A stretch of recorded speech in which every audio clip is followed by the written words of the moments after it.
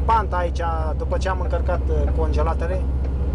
Urcăm panta, sunt la o altitudine de 1400 de metri, în Spania, regiunea Castilia y León. Greu, greu, 30 la oră, 40 la oră, cu a 5-a pe ușor, pe mare.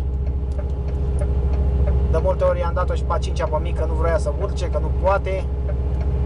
Tonajul este de 22 de tone. Traseul este foarte dificil, dar și pitoresc. Aici cred că ajung în vârful Penții. Deja sunt la 1410 metri și încă n-am terminat de urcat.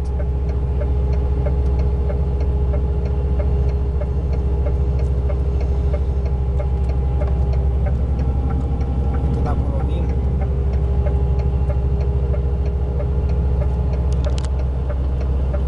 Gata. 1415 metri. Magia. Dar mai urc acolo, uite, vedeți, șoseaua merge, șerpuiește.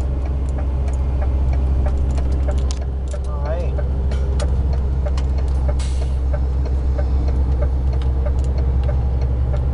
Mergem cu avalurile puse pentru că așa e legea în Spania, cei lenți să meargă cu avalurile puse, de obicei camioanele, că mașinile mici nu sunt lente. A 6-a pe greu.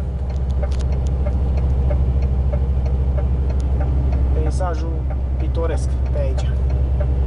Suntem pe munți. Vedeți acolo.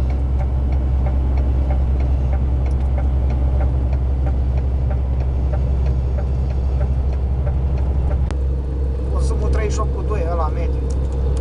De când am alimentat și am resetat ultima dată. 38,2 și încă crește.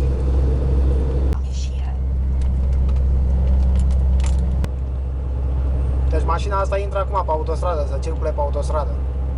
Cu viteza asta de 22 la oră.